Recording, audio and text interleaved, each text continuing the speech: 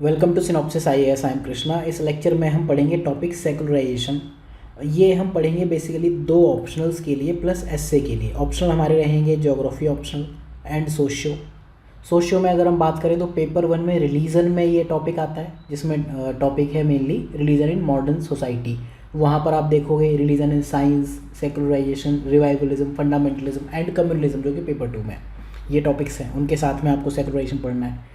Paper 2 में socio में politics and society के कॉन्टेक्स्ट में आता है। तो सेकुलराइजेशन एक पॉलिटिक्स से रिलेटेड कॉन्सेप्ट है। आपने देखा होगा रिलीजन या रिलीजन से रिलेटेड जो इश्यूज़ हैं, कहीं ना कहीं पॉलिटिक्स का उनमें बड़ा रोल है। ज्योग्राफी ऑप्शनल में अगर आप देखो तो पेपर 1 में हम पर्सपेक्टिव्स इन ह्यूमन ज्योग्राफी की बात करें, ये सिलेबस है ज्योग्राफी का, तो पर्सपेक्टिव्स में आता है लैंग्वेज, रिलीजन एंड सेकुलराइजेशन। तो ज्योग्राफी में आपको बस रिलीजन से रिलेटेड ये दो टॉपिक पढ़ने हैं, प्लस पेपर 2 में रिलीजियस माइनॉरिटीज़। तो इनसे रिलेटेड प्रीवियस ईयर क्वेश्चंस देखते हैं। देखो ज्योग्राफी में तो इससे क्वेश्चन अभी तक पूछा नहीं है। इनफैक्ट रिलीजन से भी डायरेक्ट क्वेश्चन अभी तक नहीं पूछा है, पूछना बनता है। रिलीजियस माइनॉरिटी से जो क्वेश्चन पूछा है कि religious minorities are largely concentrated in border state of India, ये हमने रिलीजन के लेक्चर में पढ़ा था। इसके कॉजेज और कॉन्सिक्वेंसेज बताने थे। तो ये तो हुई बात ज्योग्राफी की। सोशियो में अगर हम जो प्रीवियस ईयर क्वेश्चंस देखें, यही सारे क्वेश्चन आपको ज्योग्राफी ऑप्शन के लिए तैयार करने चाहिए। इन डायमेंशन से आपका क्वेश्चन पूछ लेगा। तो पहला जो क्वेश्चन है काफ़ी पुराना है, पर आज की डेट में भी रिलेवेंट है। 2009 में पूछा था 20 मार्क्स में, secularization of society in modern world. एक चीज़ ध्यान रखना कि सिलेबस में ना सेकुलरिज्म नहीं है, धर्मनिरपेक्षता नहीं है, धर्मनिरपेक्षीकरण। It is a process of secularism. Society जब सेकुलर होती है, उसका प्रोसेस है, उसे हम सेकुलराइजेशन कहते हैं। सेकुलरिज्म क्या है कि रिलीजन एंड स्टेट इन दोनों को सेपरेट करने का एक प्रोसेस है। ये सेकुलरिज्म की सबसे बेसिक डेफिनेशन है। और सेकुलराइजेशन क्या है, उसका प्रोसेस है जिसमें रिलीजियस अथॉरिटीज़ का रोल डिक्लाइन होता है, ना कि रिलीजन का। ये ध्यान रखना। तो पहला क्वेश्चन ये पूछा है कि मॉडर्न वर्ल्ड में इनका इम्पैक्ट बताओ। दूसरा कि impact of secularization on various religious communities on India. अलग अलग जो मेजर रिलीजियस कम्युनिटीज़ हैं, उन पर इम्पैक्ट ऑफ सेकुलराइजेशन क्या पड़ रहा है। ये लेक्चर आप पढ़ लोगे, आप इसका आंसर लिख लोगे। देन डिफाइन करना है सेकुलराइजेशन को। मेजर डायमेंशंस क्या है मॉडर्न वर्ल्ड में, तो मेजर डायमेंशंस हम इसी लेक्चर में पढ़ेंगे। Then education and economic development increase हो रहा है सॉरी, तो इंडियन सोसाइटी उसके साथ ज़्यादा सेकुलर हो रही कि नहीं। तो देखो सेकुलर की बात कर रहा है, बट ये प्रोसेस ऑफ सेकुलराइजेशन की ही बात कर रहा है कहीं ना कहीं। एंड देन क्वेश्चन उन्होंने डायरेक्टली पूछ लिया, distinguish between secularism and secularisation. तो ये हम टॉपिक ये भी देख रहे हैं, प्लस सेकुलराइजेशन भी देख रहे हैं। क्वेश्चन ये भी है कि nature and extent of secularization in contemporary India क्या है। तो लास्ट क्वेश्चन पूछा था 2018 में, ठीक है। अप्लाइड सा क्वेश्चन पूछा था, पेपर 1 पेपर 2 दोनों में बनते हैं। अब हम इसको इंट्रोड्यूस करने से पहले आपको बता दें, ये आपको लेक्चर मिलेंगे कहाँ। यूट्यूब पर जो सोशियो के लेक्चर्स हैं वो सोशियो ऑप्शनल मिलेंगे, समाजशास्त्र वैकल्पिक, हिंदी एंड इंग्लिश मीडियम, यहाँ लेक्चर्स हैं। रिलीजन से ही मैंने स्टार्ट किया था। एंड जो ज्योग्राफी के वीडियोज़ हैं वो ज्योग्राफी ऑप्शनल की प्लेलिस्ट में आपको मिलेंगे। तो आप ये दोनों प्लेलिस्ट एक्सेस कर सकते हो, फ्यूचर के लिए आप सेव कर सकते हो। वेबसाइट पर जाकर अगर आप कोर्सेज को इनरोल करना चाहो तो सोशियो में ये सारे ऑप्शंस अवेलेबल हैं, एंड ज्योग्राफी के लिए भी ये सब ऑप्शंस अवेलेबल है। यहाँ पर आप देख लेना सोशियो एंड ज्योग्राफी ऑप्शन। तो लेक्चर स्टार्ट करते हैं अपना। समझ लिया हमने सेकुलराइजेशन क्या होता है, बेसिक चीज़ हमने समझी। अब इसको प्रॉपर वे में थोड़ा सा लिखने की कोशिश करते हैं। देखो जो सेकुलराइजेशन कॉन्सेप्ट है ना, ये मॉडर्न कॉन्सेप्ट है, मॉडर्न वर्ल्ड का। पोस्ट मॉडर्न वर्ल्ड में क्या होगा, सेकुलराइजेशन डिक्लाइन करेगा। हम ये सब समझने की कोशिश करेंगे डरखाइम के जो इवोल्यूशन ऑफ रिलीजन है उसके थ्रू भी, और बाकी कॉन्सेप्ट के थ्रू भी। तो सेकुलराइजेशन को अगर आप डिफाइन करने की कोशिश करो, it is a process of social change through which influence of religion declines in public affair. देखो आपको थोड़ा एक्सप्लेन करने की कोशिश करूँ। एक कॉन्सेप्ट होता है डिफ्रेंसिएशन, अभी हम आगे डिटेल में पढ़ेंगे। डिफ्रेंसिएशन को आप समझ सकते हो सेपरेशन ऑफ पावर से। इनिशियली जैसे पब्लिक अफेयर की हम बात करें तो पब्लिक अफेयर में क्या क्या चीज़ें आती हैं, पॉलिटिक्स आती है, लॉ आता है, एंड इकोनॉमी आती है, देन रिलीजन आएगा, देन ट्रेड, बहुत सारी चीज़ें आएंगी। तो इनिशियली क्या होता था, पॉलिटिक्स भी रिलीजन डिटरमाइन करता था, लॉ को भी रिलीजन डिटरमाइन करता था, इकोनॉमी वो भी, जैसे जो ऑक्यूपेशनल स्ट्रक्चर ऑफ कास्ट है वो भी रिलीजन से गवर्नड है। देन रिलीजन तो खैर है ही रिलीजन से गवर्नड। इनफैक्ट रिलीजन में भी इशू क्या थे कि रिलीजन एक प्राइवेट चीज़ होनी चाहिए थी, वो कुछ लोगों ने ऑर्गेनाइजेशन के थ्रू उसको गवर्न करना शुरू कर दिया। तो सेकुलराइजेशन क्या करता है, इनमें डिफ्रेंशिएशन करता है। टेलकोट पर्सन्स की हम थ्योरी पढ़ेंगे और जॉन कैसानोवा की भी थ्योरी पढ़ेंगे, theory of privatisation of religion, कि रिलीजन इनसे अलग हो जाएगा, इनसे अलग हो जाएगा, प्लस इसमें भी क्या है, एक जो पब्लिक रिलीजन है वो अथॉरिटीज़ के पास रहेगा, एक होगा प्राइवेट रिलीजन, राइट। तो बेसिकली सेकुलराइजेशन क्या है, transformation of society from close identification with religious values. एक ऐसी सोसाइटी थी जो पहले क्लोजली आइडेंटिफाई करती थी खुद को रिलीजियस वैल्यूज़ और इंस्टीट्यूशन से, अब वो कहाँ जा रही है, non religious values and institution, ठीक है। रिलीजन हो सकता है बट यहाँ क्या, रिलीजियस वैल्यूज़ एंड इंस्टीट्यूशन, इन दो चीज़ों की बात आपको करनी पड़ेगी, ठीक है। अब एग्जाम्पल के लिए अगर आप देखो इंडिया में क्या है, पोस्ट इंडिपेंडेंस वर्ल्ड में जब आप देखोगे एक सेकुलर स्टेट आया 1960s के बाद, आप देखोगे काफ़ी एरियाज़ में ग्लोबली ये चीज़ें आपको देखने को मिली। सेकुलराइजेशन वेस्टर्न वर्ल्ड में दिखा, नॉर्थ अमेरिका में दिखा, ऑस्ट्रेलिया, न्यूजीलैंड, लगभग सब जगह आपको देखने को मिला। और जो सेकुलराइजेशन है यूरोप में कैसे आया, इनिशियली चर्च कंट्रोल करता था, चर्च मतलब रिलीजियस ऑर्गेनाइजेशन, अगर हम वाइडर कॉन्टेक्स्ट में देखें इनिशियली क्या था कि जो टेरिटरीज थी वो चर्च कंट्रोल करता था। अब सेकुलराइजेशन कब यूज़ होने लगा, जब एक सेकुलर अथॉरिटी या फिर स्टेट उसके अंडर ये पॉलिटिकल टेरिटरीज चली गई, तब से यूरोप में कॉन्सेप्ट यूज़ होने लगा। अब ये सेकुलरिज्म से डिफरेंट है। डिटेल में पढ़ने के लिए आप सेकुलरिज्म का भी लेक्चर देख लो एंड सेकुलराइजेशन का भी, सारा समझ में आ जाएगा। बट यहाँ समझने के लिए इतना ही है कि सेकुलराइजेशन एक प्रोसेस है और सेकुलरिज्म क्या है, it includes separation of religion from civic affair and state. Political activities से आप अलग कर दो, जो भी डे टू डे एक्टिविटीज़ है उससे रिलीजन को अलग रखो, उसको अलग रखने का जो प्रोसेस है कैसे होगा उसको हम कहेंगे सेकुलराइजेशन। डिक्लाइन ऑफ रिलीजन की बात नहीं करता है सेकुलरिज्म, कभी भी ऐसा नहीं होगा, राइट। तो थिंकर्स पर्सपेक्टिव हम समझने की कोशिश करते हैं सबसे पहले, जैसे कि हम पढ़ते हैं थिंकर्स ने क्या कहा। तो ब्रायन विल्सन काफ़ी इंपॉर्टेंट थिंकर हैं एकेडमिक्स में, ह्यूमैनिटीज़ में। वो कहते हैं सेकुलराइजेशन एक प्रोसेस है जिसके through religious institutions, action, consciousness, सारी चीज़ें अपना सोशल सिग्निफिकेंस लूज़ करने लगती हैं। सोशल सिग्निफिकेंस कीवर्ड ध्यान रखना, सोसाइटी के कॉन्टेक्स्ट में ये बात कर रहे हैं, ठीक है। पर्सनल नहीं, पर्सनल वे में तो रहेगा बट सोशल सिग्निफिकेंस लूज़ करेंगी। आपकी वैल्यूज़ किसी रिलीजियस इंस्टीट्यूशन के लिए पर्सनली हो सकती हैं, आपके एक्शंस हो सकते हैं, कॉन्शियंस आपकी किसी गॉड को मान सकती है, बहुत स्ट्रांगली आप इन चीज़ों में बिलीव कर सकते हो, बट सोशली आप इन चीज़ों से दूर रहोगे, ये कहते हैं ब्रायन विल्सन। तो चेव्स ने सेम ही चीज़ कही, इन्होंने कहा सेकुलराइजेशन को आप ऐसे मत कहो कि डिक्लाइन ऑफ रिलीजन है, ऐसा नहीं है। It can be best understood as declining scope of religious authority and institution. Religion रहेगा, रिलीजन का डिक्लाइन नहीं हो रहा है, वही सारी चीज़ें सबने अलग अलग वे में कह दिया। डेविड यामाने की अगर हम बात करें तो इन्होंने 1997 में कहा, जब हम सेकुलराइजेशन पैराडाइम की बात करते हैं तो रिलीजियस ट्रांसफॉर्मेशन होता है in response to modernity. Detail में हम इसको अभी समझेंगे आगे, जब हम मॉडर्निटी या फिर मॉडर्नाइजेशन थ्योरी पढ़ेंगे या फिर सेकुलराइजेशन थ्योरी या फिर उसे हिस्टोरिकल प्रोसेस भी कहते हैं। देन रॉबर्ट वेला की अगर हम बात करें तो इन्होंने क्या कहा कि जो सेकुलराइजेशन है इनलाइटनमेंट की वजह से आया था। जब इनलाइटनमेंट के टाइम पर ये चीज़ें चली, बहुत सारी लॉजिक, एनालिसिस, रीजनिंग, साइंस बढ़ा, तब सेकुलराइजेशन आया। और अगेन जो रिलीजियस डिटर्मिनिज्म था, स्टार्टिंग में हमने बात की ना कि रिलीजन ही पॉलिटिक्स को डिटरमाइन करता था। डिटर्मिनिज्म क्या होता है, ए डिटरमाइंस बी, अगर ए ट्रू है तो बी भी ट्रू होगा, अगर आप इस कास्ट से हो तो आपको ये काम करना है, दिस इज डिटर्मिनिज्म। इनिशियली क्या था, ये रिलीजियस डिटर्मिनिज्म था, पॉलिटिक्स भी रिलीजन से थी, लॉ, इकोनॉमी एंड एवरीथिंग। तो सेकुलराइजेशन ने क्या किया, ह्यूमनिस्ट पर्सपेक्टिव ऐड कर दिया रिलीजियस डिटर्मिनिज्म में, कि रिलीजियस डिटर्मिनिज्म होगा, रिलीजन डिटरमाइन करे चीज़ों को, बट उसमें ह्यूमनिस्ट एंगल होना ही चाहिए। अगर मेरा मन है कि मैं ऑक्यूपेशनल स्ट्रक्चर ऑफ कास्ट से बाहर आना चाहूँ या फिर मैं वर्टिकल मोबिलिटी चाहूँ तो मैं वो अचीव कर पाऊँ, ये सेकुलराइजेशन है। तो अब समझते हैं कॉन्सेप्ट है क्या, बेसिकली कैसे इसका ओरिजिन हुआ।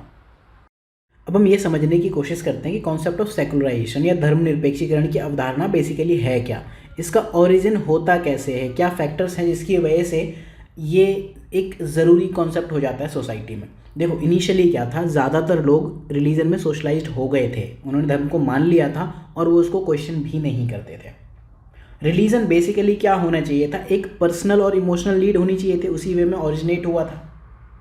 लेकिन विद टाइम क्या हुआ, वो पर्सनल और इमोशनल नीड विद टाइम जो पर्सनलाइज्ड रिलीजन था एक कॉम्प्लेक्स ऑर्गेनाइज्ड रिलीजन में चला गया, जिसको कंट्रोल करने वाली अथॉरिटी डिफरेंट हो गई। तो जो अथॉरिटी थी कंट्रोल करने वाली, उन्होंने क्या किया, बहुत सारे रिलीजियस ऑर्गेनाइजेशन बनाए, बहुत सारे ऐसे ऑर्गेनाइजेशन इमर्ज हुए और इनकी पावर कुछ प्लेसेस पर तो इतनी ज़्यादा है कि उसको आप स्टेट की या फिर गवर्निंग अथॉरिटी की पावर से कंपेयर कर सकते हो। Its power is parallel to that of the governing authority, इतनी ज़्यादा है। आज भी देखोगे आप कुछ रिलीजियस ऑर्गेनाइजेशंस के अनाउंसमेंट होते हैं सोसाइटीज़ के लिए, तो उनको लोगों को मानना पड़ता है, नहीं मानते तो वहाँ इश्यूज आते हैं।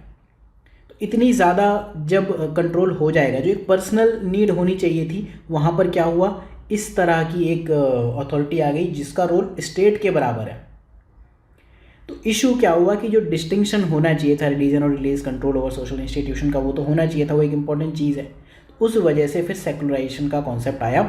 सेकुलराइजेशन बेसिकली रिलीजन को डिनाई नहीं करता है, ये दो चीज़ों की बात करता है कि जो पहली चीज़ स्टेट है उसका रिलीजन पर कोई कंट्रोल नहीं होना चाहिए, प्लस जो रिलीजियस ऑर्गेनाइजेशन है उनका सोशल फंक्शनिंग पर कोई कंट्रोल नहीं होना चाहिए। सेकुलरिज्म क्या कहता है, स्टेट और पॉलिटिक्स सेपरेट होनी चाहिए, और सेकुलरिज्म क्या कहता है कि जो रिलीजियस ऑर्गेनाइजेशन है यानी कि चर्च है वो और सोशल फंक्शनिंग सोसाइटी अलग होनी चाहिए। इस वजह से इसे आप एथिज्म तो नहीं कह सकते। तो बेसिकली लोगों ने क्या कहा कि हमें अल्टीमेट कंसर्न की टेंशन नहीं है कि डेथ के बाद क्या होगा, हम ऐसा काम करेंगे तो आफ्टर डेथ ये मिलेगी। अल्टीमेट कंसर्न इन चीज़ों की हमें ज़रूरत नहीं है, अदर वर्ल्ड में क्या होगा वो नहीं चाहिए, हमें आज के प्रॉक्सिमेट कंसर्न की नीड है। रिलीजन की नीड मुझे अपने पर्सनल और इमोशनल नीड के लिए ज़्यादा है, बाकी चीज़ों की नीड मुझे अपने वजह से प्रॉक्सिमल कंसर्न्स की वजह से ज़्यादा है। अल्टीमेट कंसर्न होंगे जो होंगे, किसने देखा है दूसरा वर्ल्ड, तो उस वजह से फिर सेकुलराइजेशन ग्रो करता है। और अल्टीमेटली क्या होगा कि जो रिस्पॉन्सिबिलिटी ऑफ एजुकेशन है, इनिशियली क्या था, एजुकेशन क्या रिलीजियसली कंट्रोल्ड थी, अभी भी आप देखोगे रिलीजियस एजुकेशन दी जाती है। हिंदुइज्म में आपको दिखेंगे आश्रम कल्चर दिखेगा, क्रिश्चियनिटी में आपको दिखेंगे, मुस्लिम में दिखेंगे मदरसे, तो अभी भी है। लेकिन वो जो रिस्पॉन्सिबिलिटी ऑफ एजुकेशन है लार्जली स्टेट के पास चली गई, तो उससे क्या हुआ, एक कलेक्टिव कंसाइंस है लोगों की, वो धीरे धीरे डिक्रीज हो रही है। और रिलीजन में हमने क्या पढ़ा था, डरकहाइम की थ्योरी में हमने क्या पढ़ा था, रिलीजन एक कलेक्टिव पॉइंट ऑफ व्यू है। अगर कलेक्टिवली लोग किसी कॉन्सेप्ट को नहीं मानेंगे तो चला जाएगा। कल से अगर मैं अपना एक ही बंदा हूँ, मैं ही अपना रिलीजन डिक्लेयर कर देता हूँ, तो वो रिलीजन थोड़ी कहलाएगा। तो रिलीजन एक कलेक्टिविस्टिक थिंग ना रह के इंडिविजुअलिस्टिक थिंग हो जाती है। तो बेसिकली धीरे धीरे सेकुलराइजेशन हो जाता है। फिर टैलकॉट पर्सन्स ने बात की डिफरेंशिएशन की, ये वाला कॉन्सेप्ट और जो जॉन कैसोनावा का जो डिफरेंस है, ये दो बहुत इंपॉर्टेंट चीज़ हैं। डिफरेंशिएशन क्या होता है, बेसिकली डिफरेंशिएशन का मतलब है कि एक सोशल सिस्टम चल रहा था, कोई भी एक इंस्टीट्यूशन चल रहा था, उसको टेक ओवर कर लिया दूसरे ने। फॉर एग्जाम्पल किसी भी वे में हो सकता है, जैसे पहले कॉलोनियलिज्म था, अब इंडिया में अपना इंडिजिनस लोगों का शासन है, हमारा खुद का शासन है। तो टैलकॉट पर्सन्स ने ये कहा, डिफरेंशिएशन की मीनिंग सिंपल टर्म्स में अगर आप बात करो कि एक इंस्टीट्यूशन दूसरे इंस्टीट्यूशन को टेक ओवर कर लेता है, नया इंस्टीट्यूशन आता है। तो टैलकॉट पर्सन्स ये कहते हैं कि सोसाइटी एक ऐसे ही कांस्टेंट डिफरेंशिएशन की वजह से इमर्ज होती है। पहले क्या रिलीजन था, रिलीजियस ऑर्गेनाइजेशंस थी, अब उसको किसने टेक ओवर किया, इकोनॉमिक इंस्टीट्यूशंस ने, पॉलिटिकल इंस्टीट्यूशंस ने, लीगल, रिलीजियस, हर तरह के इंस्टीट्यूशंस डिफरेंट हो गए। तो सेकुलरिज्म डिफरेंशिएशन को डिनोट करता है। तो अगर एग्जाम में ये टॉपिक पर क्वेश्चन पूछ ले तो आपको लिखना पड़ेगा, डिफरेंशिएशन और सेकुलराइजेशन काफ़ी क्लोज्ड कॉन्सेप्ट है। जिन लोगों ने सेकुलराइजेशन के कॉन्सेप्ट को क्रिटिसाइज भी किया, उन्होंने डिफरेंशिएशन को क्रिटिसाइज नहीं किया, ये ध्यान रखना, आगे हम देखेंगे भी क्रिटिसिज्म में। तो डिफरेंशिएशन क्या है, specialisation and distinct nature of various aspects of society. Division of power हो गया कि रिलीजन यहाँ रहेगा, स्टेट यहाँ रहेगा, एजुकेशन यहाँ रहेगा, ये वाली अथॉरिटी ये काम करेगी, इकोनॉमिक्स का ये रोल है। पहले क्या था, जो इकोनॉमिक ऑर्गेनाइजेशन था, ऑक्यूपेशनल स्ट्रक्चर था, वो भी कहीं ना कहीं रिलीजन से कंट्रोल्ड था। पॉलिटिकल स्ट्रक्चर वो कहीं ना कहीं रिलीजन ने ही कंट्रोल किया हुआ था, रिलीजन और पॉलिटिक्स एक ही साथ चलती थी। लीगल, पहले लॉ भी रिलीजियस हुआ करते थे, पर्सनल लॉज, रिलीजियस लॉज, और रिलीजन तो रिलीजन वालों ने कंट्रोल किया ही हुआ था। तो अब क्या हुआ, डिफरेंशिएशन हो गया। डिफरेंशिएशन को आप अगर पॉलिटी के टर्म्स में समझना चाहो तो it is separation of power, ये हो गया। तो इसे हम हिंदी में क्या कहेंगे, विभेदीकरण। अब जॉस कैसोनावा ने इन्होंने एक थ्योरी दी, उसको basically theory of privatisation of religion भी कहते हैं, ये कीवर्ड आप याद कर लेना। तो ये कहते हैं कॉन्सेप्ट ऑफ डिफरेंशिएशन है, this is core and central thesis of theory of secularization. इसके बिना तो सेकुलराइजेशन हो नहीं पाएगा, जब तक आप सेपरेशन ऑफ पावर नहीं करोगे, डिफरेंशिएशन नहीं करोगे अलग अलग एस्पेक्ट्स ऑफ सोसाइटी के, तब तक डिफरेंशिएशन नहीं आएगा और तब तक सेकुलराइजेशन भी नहीं होगा। तो इन्होंने जोस कैसानोवा ने कहा कि theory of privatisation of religion work करती है। रिलीजन धीरे धीरे प्राइवेट स्फेयर में आता है और बाकी चीज़ें अलग अलग स्फेयर में आती हैं। इकोनॉमिक को जैसे फॉर एग्जांपल इंडिया में आरबीआई गवर्न करता है, पॉलिटिक्स को आपको लेजिस्लेचर एग्जीक्यूटिव गवर्न करते हैं, लीगल को जुडिशरी गवर्न करते हो, रिलीजन को आप या तो पर्सनल कैपेसिटी में गवर्न करते हो या फिर जो ऑर्गेनाइजेशन है वहाँ से गवर्न होती है। अब आपकी मर्जी, आप इनके ऑर्डर्स को मानो ना मानो, राइट। तो ये बेसिकली डिफरेंशिएशन का कॉन्सेप्ट है। फिर एक और कॉन्सेप्ट आता है जब हम सेपरेशन पढ़ते हैं, दैट इज डेइज्म। 10 नंबर में क्वेश्चन पूछ सकता है, 5 नंबर में पूछ सकता है, यूनिवर्सिटी लेवल पे पूछता रहता है, इसलिए यूपीएससी में मैं आपको पढ़ा दे रहा हूँ। डेइज्म बेसिकली क्या कहता है, ये कहता है कि गॉड होता है, ईश्वर का अस्तित्व है, डेटी है, लेकिन वो ये कहते हैं कि गॉड का अस्तित्व है और वो वहाँ तक सीमित है कि उन्होंने दुनिया बना दी, God has created the world, but beyond that God has no active engagement in the world, उसके अलावा कुछ नहीं है। तो भगवान का रोल वहीं तक होना चाहिए था, और जब भगवान का रोल उसके बाद है ही नहीं, तो फिर रिलीजियस ऑर्गेनाइजेशंस या फिर जो पर्सन जो आपको इस वर्ल्ड से या दिस वर्ल्डली प्रॉब्लम से अदर वर्ल्ड तक या फिर गॉड तक कनेक्ट करते हैं, वो क्या है आपके रिलीजियस ऑर्गेनाइजेशन या फिर प्रीस्टली क्लासेस, उनका रोल ही ख़त्म हो जाएगा। जब इनका रोल ख़त्म होगा तो बढ़ेगा सेकुलराइजेशन। तो डेइज्म की थ्योरी ये क्या कहती है, ये चीज़ कहती है। तो डेइज्म क्या है, बेसिकली ये क्या कहते हैं कि जो reason and observation of natural world है उतना ही सफिशेंट है, उसी से आप इस्टेब्लिश कर सकते हो एग्जिस्टेंस ऑफ सुप्रीम बीइंग, इससे ज़्यादा सुप्रीम बीइंग का और रोल मत मानो। इनिशियली अगर आप क्रिश्चियन थॉट्स की बात करो तो थॉमस एक्विनास कहते थे कि क्रिश्चियनिटी थी, वहाँ कहती थी कि 2 source of knowledge of God है, वन इज़ रिलेवेशन, रहस्योद्घाटन, दूसरा नेचुरल रीज़न। आज के टाइम में जब इनलाइटनमेंट हो गया ना, उस टाइम पे उन्होंने क्या हुआ, रिलेवेशन को उन्होंने रिजेक्ट कर दिया। उन्होंने कहा ये सब चीज़ें हटाओ, ये जो स्यूडो साइंस है जिनका पता नहीं वो हटाओ, हमें बस नेचुरल रीजनिंग पर ही ध्यान देना है। तो दिस इज डेइज्म। तो ये बैकग्राउंड था, इमरजेंस हमने समझने की कोशिश की। अब हम समझते हैं प्रोसेस ऑफ सेकुलराइजेशन वर्क कैसे करता है। कुछ थ्योरीज हैं इसमें, एक है सेकुलराइजेशन थ्योरी या जिसे मॉडर्नाइजेशन थ्योरी भी कहते हैं। इसमें बस कॉन्सेप्ट समझ लो, बाकी सारे पॉइंटर्स आपको जो मॉडर्निज्म या मॉडर्नाइजेशन के हैं वही लिखने हैं। इसे हिस्टोरिकल प्रोसेस भी कहते हैं। दूसरी थ्योरी क्रिश्चियन स्मिथ की है, जो कहते हैं कि मॉडर्नाइजेशन थ्योरी के एंटी थे, इन्होंने इंटेलेक्चुअल बेस पर थ्योरी दी कि इंटेलेक्चुअल्स हैं वो राइज करते हैं। देन एक थ्योरी है कल्चर कैंप की, आपने हिटलर की जो ऑटोबायोग्राफी है उसका नाम क्या है, मेन कैंप, ऐसा कुछ नाम है ना, मेरा स्ट्रगल। तो कल्चरल कैंप का मतलब होता है कल्चर का स्ट्रगल। देन अगली जो थ्योरी है वो बेसिकली फ्रांस में चली है, गैलिकनिज्म या फिर फेब्रोनियनिज्म। इन थ्योरीज को हमें पढ़ना है। तो थ्योरी का कॉन्सेप्ट आपको समझाता हूँ, पॉइंट्स आपको बहुत ज़्यादा एक्सप्लेन करने की नीड नहीं है। सेकुलराइजेशन क्या है, that is a process of decrease of religious influence in many spheres of social and individual life. Religious organisation और रिलीजन का जो इन्फ्लुएंस है वो धीरे धीरे जाएगा। क्यों होगा, क्योंकि ये मॉडर्नाइजेशन थ्योरी है। जैसे जैसे सोसाइटी का मॉडर्नाइजेशन होगा, that would include a decline of level of religiosity, धार्मिकता लोगों की घटेगी। ये थ्योरी बहुत लोगों ने दी है, मार्क्स ने दी है, फ्रेड, ये इसमें डरखाइम का वो जो हमने पॉइंट पढ़ा है ना, origin of religion, then organisation होता है, ऑर्गेनाइजेशन उसके बाद डिक्लाइन ऑफ रिलीजन, तो यहाँ है। और सेकुलरिज्म के बाद आता है post modern world, post modern में आपका एग्जिस्टेंस कहलाता है। तो आप ये वाला फिगर यहाँ भी बना सकते हो जो हमने डरखाइम में पढ़ा है, यहाँ पर आप बना देना। बेसिकली ये फिगर ये ओरिजिन होता है सबसे पहले रिलीजन का, tribal and food gather society, उसके बाद ऑर्गेनाइजेशन जहाँ वैल्यूज़ आपकी ऑर्गेनाइज हो रही है, उसके बाद डिक्लाइन आएगा, फिर कुछ रिलीजन वहाँ खत्म हो जाएंगे, कुछ रिलीजन में रिवाइवलिस्ट मूवमेंट आएंगे, वहाँ पर रिलीजन एग्जिस्ट कर जाएगा। तो सेकुलराइजेशन बेसिकली इस पार्ट की बात करता है, मॉडर्न पार्ट की बात करता है। ठीक, सेम चीज़ ब्रायन और विल्सन्स ने कह दिया कि इन्होंने कहा जो प्रोसेस ऑफ सेकुलराइजेशन है वहाँ पे क्या है, जो सोशल इंस्टीट्यूशंस हैं वो डिस्टिंक्ट होते जाते एक दूसरे से। अगेन ये वही आ गया ना कि डिफ्रेंसिएशन की जो थ्योरी है टेलकॉट पर्सन्स की, डिस्टिंक्शन होगा, theory of separation of power आएगी। उससे क्या होगा कि जो इनिशियली सारे सोशल इंस्टीट्यूशंस थे उनमें रिलीजियस असम्पशंस थी, चाहे वो इकोनॉमिक हो, लीगल हो, पॉलिटिकल हो, एनीथिंग, वो धीरे धीरे रिलीजन से अलग हो जाएगी। अर्लियर क्या होता था, बाद में वो उन्हीं से रिलीजन ही उनको इन्फॉर्म करता था, इंस्पायर करता था, डोमिनेट करता था सबके ऑपरेशंस को। बेसिकली ये चीज़ है। Factors of process of secularisation क्या है, जो मॉडर्नाइजेशन के फैक्टर्स हैं वही हैं, बहुत शॉर्ट में आपको बताया तो, बाकी पढ़ लेना, कुछ इसमें एक्सप्लेन करने वाला नहीं। एजुकेशन बढ़ेगी, एजुकेशन बढ़ेगी तो साइंटिफिक लाइफ आएगी, रैशनैलिटी आएगी, लोग एक रैशनल वे में सोचना शुरू करेंगे, चीज़ों का इंटरप्रिटेशन बढ़ेगा। थियोलॉजिकल इंटरप्रिटेशन बढ़ेगा, धार्मिक इंटरप्रिटेशन घटेगा, सॉरी नॉट बढ़ेगा। देन लेजिस्लेशन आएगा, लॉ, सेकुलर लॉ आएगा, सबको इक्वालिटी की बात करेगा। देन कॉन्स्टिट्यूशनल और पॉलिटिकल सिस्टम भी आएगा, separation of religion from state, जैसे हमने देखा है स्टेट की इंडिया में कोई रिलीजियस आइडियोलॉजी नहीं है। देन रैशनैलिटी और साइंस इस वर्ल्ड की प्रॉब्लम्स पर फोकस करते हैं, this worldly problems.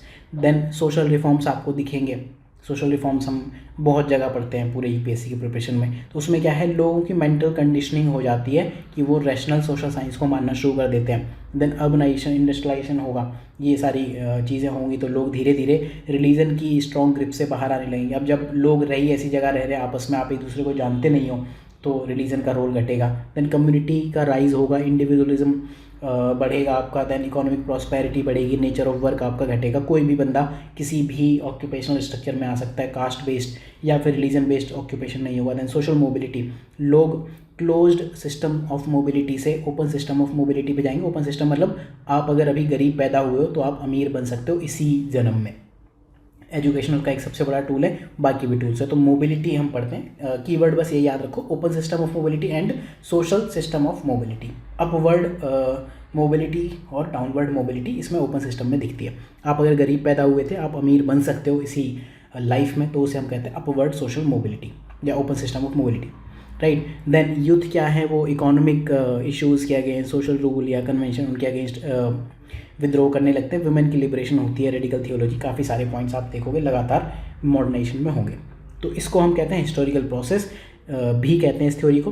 Historical process में क्या होता है, रिलीजन हिस्ट्री के साथ अपना सोशल और कल्चरल सिग्निफिकेंस खोता जाता है, और अल्टीमेटली जो हिस्टोरिकल प्रोसेस है वो उस मैनर को डिफाइन करता है जिस वे में रिलीजियस इंस्टीट्यूशन अपना सोशल सिग्निफिकेंस खोते हैं। तो ये तो थी सेकुलराइजेशन या फिर मॉडर्नाइजेशन थ्योरी। अब हम समझते हैं जो क्रिश्चियन स्मिथ की थ्योरी है। इन्होंने बहुत इंटरेस्टिंग थ्योरी दी, आप समझने की कोशिश करो, आज के टाइम में यही है। इन्होंने कहा सेकुलराइजेशन होता तो है लेकिन मॉडर्नाइजेशन थ्योरी के कॉन्टेस्ट में होता है, वो एक गलत थ्योरी है, वैसा नहीं होगा।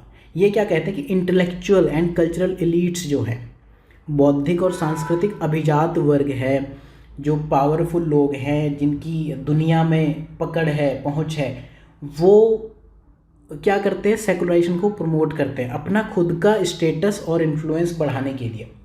समझ रहे हो आप, पावर से इन्होंने थ्योरी को एक्सप्लेन किया कि जिसके पास पावर है वही, इनिशियली क्या हुआ था, रिलीजन जिसके पास पावर थी उसने एक कल्ट बनाया, कल्ट से हमारे रिलीजन आए थे। और आज ये क्या कहते हैं, जिसके पास पावर है उसने अपना रिलीजन को डिक्लाइन कर दिया। फॉर एग्जांपल मेरा बिजनेस अगर बढ़ रहा है तो उसमें मैं किसी रिलीजन ए को रखूँगा, रिलीजन बी को क्यों एक्सक्लूड करना चाहूँगा, मैं कहूँगा भैया सेकुलराइजेशन लाओ सोसाइटी में। तो इंटेलेक्चुअल और कल्चरल एलिट्स हैं जो सेकुलराइजेशन को प्रमोट करते हैं। क्रिश्चियन स्मिथ के अकॉर्डिंग क्या है कि इंटेलेक्चुअल्स की एक इनहेरेंट टेंडेंसी होती है अपनी नेटिव कल्चर्स के अगेंस्ट। ये लाइन, ये कीवर्ड आप एसेज में कहीं भी लिख सकते हो, ये वाली लाइन तो आप इनफैक्ट कहीं भी यूज़ कर सकते हो, लाइफ में भी यूज़ करना बहुत ज़्यादा काम आएगी। जो बंदा पढ़ लिख जाता है, इंटेलेक्चुअल कहलाने लगा, और बेसिकली जो स्यूडो इंटेलेक्चुअल्स हैं वो तो आपके नेटिव कल्चर पर अटैक करते हुए, हॉस्टाइल करते हुए दिखेंगे। देन कल्चरल कैंप या फिर कल्चर स्ट्रगल, तो ये क्या कहते हैं कि सेकुलर और रिलीजियस अथॉरिटी के बीच में एक कल्चरल स्ट्रगल होता है। तो ये थ्योरी जो कल्चरल कैंप है ये बेसिकली जर्मन थ्योरी है, और इसमें जो एग्जांपल दिए गवर्नमेंट ऑफ प्रशिया, जर्मनी का जब आप वर्ल्ड हिस्ट्री पढ़ोगे, वर्ल्ड हिस्ट्री में तो वहाँ प्रशिया का रोल काफ़ी ज़्यादा दिखेगा। प्रशिया बेसिकली बाद में जर्मनी बना जब यूनिफिकेशन ऑफ जर्मनी हो गया था। तो जर्मनी और रोमन कैथोलिक चर्च, ये दोनों में आपको कॉन्फ्लिक्ट दिखेगा, सेकुलर अथॉरिटी और रिलीजियस अथॉरिटी। तो कल्चरल कैंप में यही कहते हैं, अगर सेकुलर अथॉरिटी जीत गई तो सेकुलराइजेशन आएगा, रिलीजियस अथॉरिटी जीत गई तो सेकुलराइजेशन डिक्रीज करेगा, रिलीजियस रिवाइवलिज्म हो जाएगा, फंडामेंटलिज्म आएगा, या फिर एक्सट्रीम फॉर्म में कम्युनलिज्म आ जाएगा। देन जो अगली थ्योरी है गैलिकनिज्म या फिर फेब्रोनिज्म, ये सब कीवर्ड हैं, अगर आपको याद हो जाए then that is well and good. ये थ्योरी क्या कहती है, थोड़ा और आगे कहती है कि जो इनिशियली क्या था, पोप थे या चर्च थी, चर्च क्या था, रिलीजन को कंट्रोल करता था। अब उल्टा हो गया, state authority is comparable to that of Pope, या फिर state is comparable to church या रिलीजियस ऑर्गेनाइजेशन। उल्टा हो गया, रिवर्स हो गया। तो अब स्टेट डिसाइड करेगा कि हमें रिलीजन को कैसे ले जाना है, कैसे नहीं ले जाना। तो ये तो आपको दिख ही रहा है, वर्ल्ड वाइड यही चल रहा है, आज के टाइम में ये थ्योरी चल रही है। मॉडर्नाइजेशन तो है, बट जो पॉलिटिकल थ्योरी है सेकुलराइजेशन की, वो यहाँ से आती है। ये क्या कहते हैं, जो नेशनल कस्टम है, स्टेट क्या है, बेसिकली नेशन से स्टेट बनता है अल्टीमेटली। तो वो क्या है, वो रोमन या फिर चर्च, मतलब रिलीजियस रेगुलेशंस को रेगुलेट कर सकते हैं या उनको रोक सकते हैं, they might Trump that, right. ये जॉन मैकगीवी की ये कॉन्सेप्ट है। तो अभी हम आगे समझेंगे अप्लाइड पार्ट, जिसमें हम सेकुलराइजेशन ऑफ सोसाइटीज़ देखेंगे मॉडर्न वर्ल्ड में। अब नेक्स्ट सब टॉपिक देखते हैं जिस पर डायरेक्टली क्वेश्चन बनता है, अप्लाइड क्वेश्चन बनता है basically, secularization of society in modern world. आज की दुनिया में कैसे धर्मनिरपेक्षीकरण काम करता है। तो अभी हमने काफ़ी सारी थ्योरीज पढ़ी, उन्हीं को हम अप्लाई करने की कोशिश करेंगे। सबसे पहले देखो मॉडर्न वर्ल्ड में क्या हो रहा है कि रिलीजन रिप्लेस हो रहा है बाय अदर सिस्टम से। सिस्टम ये क्या हो सकते हैं, साइंस हो सकता है, कॉन्स्टिट्यूशन हो सकता है, कुछ भी हो सकता है, any system. System A is replaced by system B. अब ज़रा आप पार्सन्स की जो हमने थ्योरी अभी डिस्कस की थी डिफरेंशिएशन में, डिफरेंशिएशन क्या कहता है, डिफरेंशिएशन ये कहता है कि एक सिस्टम दूसरे सिस्टम से टेक ओवर हो जाता है। एक सिस्टम चल रहा था पहले, फिर न्यू इंस्टीट्यूशन आया, उसने टेक ओवर कर लिया दूसरे को, वही डिफरेंशिएशन है। तो पहले रिलीजन था, अब दूसरे सिस्टम है। इस वे में आप इस थ्योरी ऑफ डिफरेंशिएशन को एक लाइन में अप्लाई कर सकते हो। यहाँ पर आप लिख सकते हो as per the theory of differentiation by Talcott Parson. Then जो हमने अभी एक और कॉन्सेप्ट पढ़ा था जोस कैसानोवा की, राइट। तो जोस कैसानोवा ने क्या दी थी, theory of privatisation of religion. जो प्राइवेट रिलीजन की उन्होंने बात की थी, वो क्या कहते हैं कि रिलीजन सर्वाइव करता है लेकिन it is largely confined to private domain of individual. हम घर में रह के ही पूजा अर्चना करते हैं, बाहर जाके बहुत ज़्यादा धार्मिक उन्माद नहीं दिखाते, निजी प्रभाव क्षेत्र तक ही सीमित है। एंड देखो साइंस और रिलीजन, सोशियो में तो आपने पढ़ लिया, बट ज्योग्राफी में क्या है, साइंस और रिलीजन मैं थोड़ा सा एक्सप्लेन कर दूं। देखो साइंस और रिलीजन ऑलमोस्ट एक ही चीज़ को सॉल्व करने की कोशिश करते हैं, to solve the unsolved world. जो अनसॉल्व्ड पजल है कि दुनिया में क्या चीज़ कैसे हुई, साइंस भी उसका एक एक्सप्लेनेशन देता है और रिलीजन भी एक एक्सप्लेनेशन देता है। रिलीजन आपको एम्पेरिकल पॉइंट ऑफ व्यू नहीं देता है, बट साइंस क्या है, empirical logical point of view देता है, राइट। तो दोनों ही चीज़ें क्या करती थी, पहले नेचुरल एंड सोशल वर्ल्ड को रिलीजन पहले नेचुरल सोशल वर्ल्ड को समझने की कोशिश करता था, अब साइंस ने रिलीजन का वो रोल धीरे धीरे टेक ओवर करने की कोशिश किया। देन इसके बाद अगर हम बात करें, सेकुलर पॉलिटी चलती है अब दुनिया में, कहीं भी रिलीजियस एक्सट्रीमिज्म तो नहीं चलेगा। तो जो सेकुलर पॉलिटी है वही वर्क कर रही है, जो कि सिटीजन्स को डिस्क्रिमिनेट नहीं करती है वर्ल्ड वाइड। इनफैक्ट ये चीज़ कॉन्स्टिट्यूशन में आप देखोगे, इंडिया ने मल्टीपल कॉन्स्टिट्यूशन से अपना कॉन्स्टिट्यूशन बोरो किया, बट वर्ल्ड वाइड भी ये चीज़ चलेगी। अगर आप रिलीजन के बेस पे, कास्ट के बेस पे, एथनिसिटी के बेस पे, रेस के बेस पे अगर आप डिस्क्रिमिनेट करना शुरू कर दोगे, तो जो पूरा कॉन्सेप्ट है ग्लोबलाइजेशन का, ग्लोबल विलेज का, वो चीज़ें आपकी धरी रह जाएंगी, उनका कोई यूज़ ही नहीं होने वाला। फिर स्टेट का रोल भी चेंज हो रहा है। इनिशियली क्या था, चर्च जब हमने पढ़ा था, देखो ज्योग्राफी में आपको दो चीज़ें बताता हूँ, एक होता है चर्च, एक होता है डिनोमिनेशन। एक होती है चर्च सेक्ट डाइकोटोमी। सेक्ट यहाँ पर है, सेक्ट आपके प्रोटेस्ट टाइप में आते हैं, सेक्ट आते हैं यहाँ पर, कल्ट आते हैं। जब इक्विलिब्रियम आ रहा है सोसाइटी में तब चर्च बन रहा है। बीच में आता है डिनोमिनेशन। चर्च क्या है, किसी भी रिलीजियस ऑर्गेनाइजेशन को कहते हैं। डिनोमिनेशन में क्या है, church minus political control, political authority नहीं है, पॉलिटिक्स से खुद को अलग कर लिया। तो ऐसा रिलीजियस ऑर्गेनाइजेशन जो पॉलिटिक्स से खुद को अलग रखता है उसे हम बेसिकली कहेंगे डिनोमिनेशन। बाकी यहाँ पर हायरार्की ऑफ ऑफिशियल्स होगी, रिक्रूट करेंगे, ब्यूरोक्रेसी होगी, सब कुछ होगा। तो स्टेट ने क्या किया, खुद का रोल चर्च से अलग कर लिया ना। अब चर्च स्टेट के रोल में है, कोई भी रिलीजियस ऑर्गेनाइजेशन पॉलिटिक्स को कंट्रोल करना चाह रहा है, ना ही स्टेट पॉलिटिक्स में घुसना चाह रहा है। तो स्टेट ने क्या किया, रिलीजियस लिबर्टी को, धार्मिक स्वतंत्रता का सम्मान किया, और साथ में उनकी भी लिबर्टी को प्रोटेक्ट करते हैं जो रिलीजन में बिलीव नहीं करते हैं। और सेकुलराइजेशन की वजह से फाइनली हुआ क्या कि role of religion in modern society becomes restricted, प्रतिबंधित हो जाती है। अब देखो सेकुलराइज सोसाइटीज़ में होता क्या है, जब सेकुलराइजेशन होगा वो एक प्रोसेस है, उसकी वजह से क्या होता है, सेकुलरिज्म आ रहा है। तो ऐसे समाज में क्या होगा, फेथ रहेगी लेकिन उसकी कल्चरल अथॉरिटी नहीं होगी, यही बेसिक डेफिनेशन है। रिलीजियस ऑर्गेनाइजेशन भी रहेंगे, धार्मिक संगठन भी रहेंगे, लेकिन उनकी सोशल और पॉलिटिकल पावर नहीं रहेगी। पब्लिक लाइफ प्रोसीड करेगी लेकिन सुपरनेचुरल के रेफरेंस के बिना ही चलेगी। लॉजिक, एनालिसिस, रीजनिंग, LAR जिसे हम कहते हैं, उनसे चलेगी, ना कि आपके रिलीजन या फिर थियोलॉजिकल एक्सप्लेनेशन से नहीं चलेगी। तो सेकुलर वर्ल्ड में ये चीज़ रहेगी। इसे आप ऐसे भी कह सकते हो, फेथ है बट कल्चरल अथॉरिटी नहीं है। इस टाइप से कुछ टेबल बना के देख लेना कि ये चीज़ें हैं, ये चीज़ें नहीं हैं, जैसा आपको ठीक लगे। तो अब देखो, जो भी फाउंडिंग फादर्स ऑफ सोशियोलॉजी हैं, चाहे वो कुछ भी किसी का भी नाम ले लो, कॉम्टे ले लो, स्पेंसर ले लो, डरखाइम, वेबर, मार्क्स, सेमल, फ्रेड, कोई भी नाम आप ले लो, सब ने ये कहा था कि डिक्लाइन होगा रिलीजन का जैसे जैसे स्प्रेड ऑफ मॉडर्निटी होगा। तो जो भी सोशोलॉजिकल स्टडी ऑफ रिलीजन है उसमें मैनी शेड्स दिखते हैं थ्योरी ऑफ सेकुलराइजेशन के। अब देखो जैसे डरखाइम की थ्योरी जब हम पढ़ते हैं, मैं आपको बता दूं ये चीज़ आप फिर से रिवाइज कर लो, ज्योग्राफी में आपके लिए हो सकता नहीं हो। डरखाइम ने कहा था पहले एक फेज़ होता है ओरिजिन का, इसे आप रोस्टोव के मॉडल से भी कंपेयर करना, दोनों ही ऑप्शनल में, ज्योग्राफी, सोशो, इनफैक्ट एंथ्रो में भी। रोस्टोव का मॉडल इकोनॉमिक ग्रोथ वाला माइंड में रखना। स्टेज 1 ओरिजिन जब होता है रिलीजन का, उस टाइम पे क्या होती है, ट्राइबल सोसाइटी, वहाँ पर होते हैं हंटर प्लस फूड गैदरर्स, वहाँ पर रिलीजन अभी तक ओरिजिनेट नहीं हो पाया। उसके बाद किसी ने पावर कैप्चर की और इसके बाद होता है ओरिजिन यहाँ पर हो गया फाइनली। इसके बाद रिलीजन का होता है ऑर्गेनाइजेशन, उसके बाद होता था डिक्लाइन। ऑर्गेनाइजेशन में क्या है कि जो रिलीजियस वैल्यूज़ हैं वो खुद को इस्टेब्लिश करती थी, उसके बाद फाइनली आएगा डिक्लाइन। डिक्लाइन की बात तो सबने की थी, सभी ने कहा था कि डिक्लाइन ऑफ रिलीजन होगा, ये फेज़ होगा मॉडर्न, ये होगा ट्रेडिशनल फेज़, ये होगा प्री मॉडर्न, ये होगा मॉडर्न फेज़। इसको अगर आप फेज़ वाइज देखो तो कुछ ऐसे दिखेगा कि मॉडर्न फेज़ में secularism and secularization, anti religious tendencies आपको दिखेंगी। बट डरखाइम खुद भी कहते हैं कि जो मॉडर्निटी है वो सिर्फ एक फेज़ है, वो फेज़ भी पास हो जाएगा, जैसे बाकी फेजेस थे वो भी पास होंगे। और डरखाइम की बात आज आपको सही होते दिखती है। मॉडर्निटी के आगे क्या आ रहा है, पोस्ट मॉडर्न वर्ल्ड भी दिख रहा है। ये मॉडर्न वर्ल्ड यहाँ तक आ गया, इसके बाद आपको दिखेगा post modern world. Post modern, ये जो रिलीजन डिक्लाइन हो रहा था यहाँ कहीं ना कहीं धीरे धीरे रिवाइव होना शुरू हुआ। तो इसमें क्या है, रिलीजन का रिवाइवल होगा या फिर एग्जिस्टेंस आएगा, रिलीजन एग्जिस्ट करेगा। तो पोस्ट मॉडर्न वर्ल्ड भी, जब भी आप सेकुलराइजेशन की बात करोगे तो ऐसा नहीं कि यही एंड है, इसके बाद भी बहुत सारी चीज़ें चलने वाली। तो रिलीजन एक ऐसी चीज़ है जो हमेशा चलती रहेगी।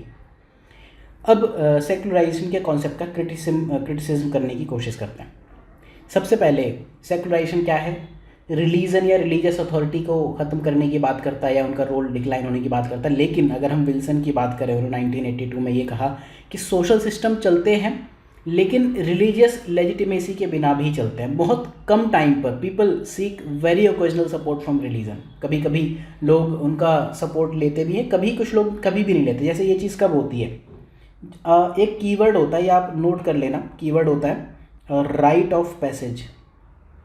राइट ऑफ पैसेज या passage of rite, passage of life, ये सब एक ही चीज़ों को इंडिकेट करते हैं। राइट ऑफ पैसेज का मतलब होता है आप लाइफ में एक स्टेज में हो और दूसरे में चले गए। जैसे बंदा पैदा हो गया, उसके बाद शादी हो गई, उसके बाद बच्चे हो गए, फिर डेथ हो गई, ये राइट ऑफ पैसेज है। तो इस टाइम पर आप देखोगे कि ओकेजनल सपोर्ट तो रिलीजन का आता है। तो सेकुलराइजेशन टोटली तो 100% तो नहीं चलेगा, और समाज में कोई भी चीज़ कभी 100% नहीं होती। बेसिकली विल्सन ने ये चीज़ कही।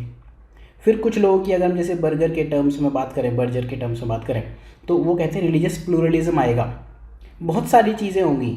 तो रिलीजन ना सिर्फ एक एलिमेंट रह जाएगा अमंग मैनी अदर एलिमेंट्स जो कि एक प्लूरलिस्टिक सोसाइटी बनाते हैं। प्लूरलिज्म में क्या क्या आता है अगर आप ध्यान करने की कोशिश करो तो कल्चरल प्लूरलिज्म हो सकता है, रेशियल प्लूरलिज्म हो सकता है, एथनिक हो सकता है, ठीक है, और लैंग्वेज के बेस पे हो सकता है, लिंग्विस्टिक प्लूरलिज्म हो सकता है, कास्ट के बेस पे हो सकता है। तो विद टाइम क्या होता है कि बहुत सारी जो सोसाइटी हैं, इनिशियली तो एक होमोजेनियस सोसाइटी थी, विद टाइम क्या हुआ, एक प्लूरलिस्टिक सोसाइटी बन गई। हमने रिलीजन में भी ये प्लूरलिज्म में ये चीज़ समझने की कोशिश की थी कि यहाँ अलग अलग टाइप के लोग रह रहे हैं, तो उसमें से एक रिलीजन भी फैक्टर हो सकता है, ये बर्जर ने कहा। देन सेकुलराइजेशन एक कॉम्प्लेक्स प्रोसेस है जो एक तरफ तो रिलीजन के डिक्लाइन की बात करता है, दूसरी तरफ एंटी सेकुलराइजिंग टेंडेंसीज भी बढ़ती है। जैसे for example religious movements rise होंगे, जैसे रिलीजियस रिवाइवलिज्म है, तो बहुत से थ्योरिस्ट ने ये कहा कि रिलीजन परसिस्ट करता है due to rise of new religious movements, NRM भी कहते हैं इसको। फॉर एग्जांपल रिलीजियस रिवाइवलिज्म, ये हमने GS में मॉडर्न हिस्ट्री में भी पढ़ा है। और एंथनी गिडेंस क्या कहते हैं कि ग्रोथ ऑफ हाई मॉडर्निटी वो फेज है जहाँ साइंस का एक इम्पॉर्टेंट रोल होता है। तो गिडेंस ने क्या कहा कि हाई मॉडर्निटी एक क्रिटिकल कंडीशन है रिलीजियस रिवाइवलिज्म की। जब साइंस का रोल ज़्यादा बढ़ जाएगा तो लोग फिर कहीं ना कहीं रिलीजन की तरफ जाएंगे। क्यों जाएंगे, उसका रीज़न यहाँ से आता है, मॉडर्नाइजेशन होगा। ये बर्जर ने अगेन ये चीज़ कही, मॉडर्नाइजेशन होगा, मॉडर्नाइजेशन की वजह से फाइनली सेकुलराइजेशन अल्टीमेटली नहीं होता है, रीअफर्मेशन ऑफ रिलीजन आता है जैसे इस्लामिक वर्ल्ड में। क्यों मॉडर्नाइजेशन से ऐसा क्यों हो रहा है, देखो मॉडर्नाइजेशन से क्या हुआ, लोगों के पास आई आइडेंटिटी क्राइसिस, आइडेंटिटी क्राइसिस आई, क्या हुआ था, ग्लोबलाइजेशन हो रहा है, उसकी वजह से ट्रांसपोर्टेशन बढ़ रहा है, लोगों का माइग्रेशन बढ़ रहा है, लोग एक जगह से दूसरी जगह जा रहे हैं, इंडस्ट्रियलाइजेशन बढ़ रहा है, देन न्यूक्लियर फैमिलीज़ आ रही हैं। इसकी वजह से क्या है, लोग आइडेंटिटी अपनी लूज़ करते जा रहे हैं। अब अर्बन एरियाज़ में आप देखोगे सब रिलीजन के, सब कास्ट के, हर ग्रुप के लोग एक साथ रहते हैं। अब आप आइडेंटिटी कैसे बनाओगे? तो जो मॉडर्नाइजेशन की वजह से परेशान है या फिर जो लेफ्ट आउट रह गए उस प्रोसेस का पार्ट बनने से, वो कहीं ना कहीं आपको रीअफर्मेशन ऑफ रिलीजन की बात करते हुए दिखेंगे। ये आपको हर एक रिलीजन में दुनिया में दिखेगा। फंडामेंटलिस्ट मूवमेंट भी आपको दिखेंगे। तो फंडामेंटलिज्म भी one form of religious revivalism है, लेकिन इसमें क्या है, थोड़ा सा एक्सट्रीम टेंडेंसी आ जाती है। हमने रिवाइवलिज्म, कम्युनलिज्म एंड फंडामेंटलिज्म पढ़ा। कम्युनलिज्म में तो क्या आपको बहुत ज़्यादा नेगेटिव दिखेगा। कम्युनलिज्म में क्या कहते हैं कि common secular interest of one religion are dissimilar and those are divergent from other religion. ये बेसिकली, जैसे एग्जांपल के लिए मैं बात करूँ, अगर 10 जॉब हैं तो ये कहते हैं कि अगर 2 कम्युनिटीज़ हैं, 2 रिलीजन हैं, तो या तो ए ही ले सकता है या बी ले सकता है, दोनों एक साथ नहीं चलेंगे। Difference communities are incompatible, antagonistic and hostile, ये चीज़ है। कम्युनलिज्म तो ये कहता है। कम्युनलिज्म की जब आप बात करो, वॉयलेंस की बात होगी, इन सब चीज़ों की बात होगी। फंडामेंटलिज्म उतना एक्सट्रीम नहीं है। फंडामेंटलिज्म कहता है return to the fundamentals of religion, मेरा रिलीजन सही है, आपका रिलीजन गलत है। बेसिकली इस बात पर फंडामेंटलिज्म सेंटर्ड है। और रिवाइवलिज्म तो आपको रिलीजन को रिवाइव करना है। तो ये सारी चीज़ें हो रही हैं। और हैंस ब्लूमेनबर्ग की अगर हम बात करें तो ये कहते हैं मॉडर्न एज एक इंडिपेंडेंट इपोक है। देखो, सेकुलराइजेशन सिर्फ इस वजह से नहीं हो जाएगी कि आपने बैठे बैठे आज सेल्फ डिक्लेयर कर दिया कि कल्चर होगी, वही आगे बढ़ेगी और रिलीजियस ट्रेडिशन हट जाएगा। तो एक secular self affirmation of culture से रिलीजन डिक्लाइन नहीं करेगा, सेकुलराइजेशन बढ़ेगा नहीं। इन्होंने क्या किया, जो मॉडर्निटी की थ्योरी है या थ्योरी ऑफ सेकुलराइजेशन या आइडिया ऑफ हिस्टोरिक कंटिन्यूटी जो भी हमने पढ़ा था, उसको उन्होंने कम्प्लीटली रिजेक्ट कर दिया। उन्होंने कहा ऐसा कुछ नहीं होने वाला। देन अगर विल्सन के वर्ड्स में बात करें तो ये कहते हैं मॉडर्न कैपिटलिस्ट सोसाइटी है जहाँ फ्री फोर्स ऑफ मार्केट चाहिए। तो स्टेट क्या है, पब्लिक स्फेयर को कंट्रोल करता है और रिलीजन एक प्राइवेट स्फेयर ऑफ लाइफ में रहता है। अगेन यहाँ पर theory of privatisation of religion आप अप्लाई कर सकते हो। देन सेकुलराइजेशन एक यूनिफॉर्म प्रोसेस नहीं है, पूरी दुनिया में तो होगा नहीं, और कुछ डिग्री ऑफ डिफरेंसेस हमेशा रहेंगे। सब जगह एक साथ सेकुलराइजेशन नहीं होगा। आज भी कुछ सोसाइटीज़ में अगर आप देखो ट्राइबल रिलीजन्स हैं, अभी तो वहाँ ग्रो करना बाकी है।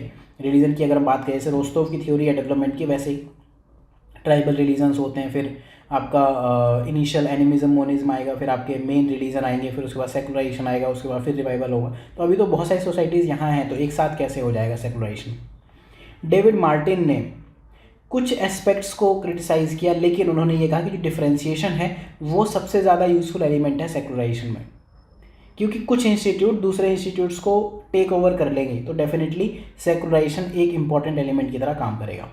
अब हम एडवांस लेक्चर में क्या क्या देखने की कोशिश करेंगे, हम नियो सेकुलराइजेशन की बात करेंगे। ये बेसिकली पेड लेक्चर्स में होगा। तो इसमें हम समझने की कोशिश करेंगे कि नियो टर्म हमें क्यों पढ़नी है। आप ऑप्शनल में देखो, नियो इन्वायरमेंटलिज्म आपको पढ़नी होती है, नियो बिहेवियरलिज्म, नियो ह्यूमनिज्म, किसी भी टर्म में जो आपके सिलेबस में दिया उसमें नियो वर्ड करके आपको ऐड करके पढ़ना होता है। एटलीस्ट डेफिनेशन और कुछ 4-5 लाइन पढ़नी होती है। तो नियो सेकुलराइजेशन क्या कहता है, सारी चीज़ें ठीक हैं, लेकिन ये कहते हैं चाहे रिलीजियस एफिलिएशन घटे ना घटे, लेकिन रिलीजन की अथॉरिटी तो डिक्लाइन होगी। तो हम एडवांस लेक्चर में ये पढ़ेंगे। देन एक केस स्टडी पढ़ने की कोशिश करेंगे, सेकुलराइजेशन ऑफ कास्ट कैसे होता है, और इसी के साथ में हम पढ़ने की कोशिश करेंगे कि सेकुलराइजेशन ऑफ वुमेन कैसे होगा, सेकुलराइजेशन ऑफ फैमिली कैसे होगा, सेकुलराइजेशन ऑफ पावर ग्रुप कैसे होगा, किन ग्रुप कैसे होगा। इन सारी चीज़ों में इस केस स्टडी को आप अप्लाई करने की कोशिश करोगे। वुमेन बेसिकली आप जेंडर के टर्म में बात करोगे। ये जेंडर रोल है वो भी कहीं ना कहीं ट्रेडिशनली रिलीजन से डिफाइंड है। तो इस लेक्चर में इतना ही, बाकी लेक्चर्स के लिए आप फॉलो कर सकते हो सिनॉप्सिस IAS के लिए। So thank you for watching, have a good day.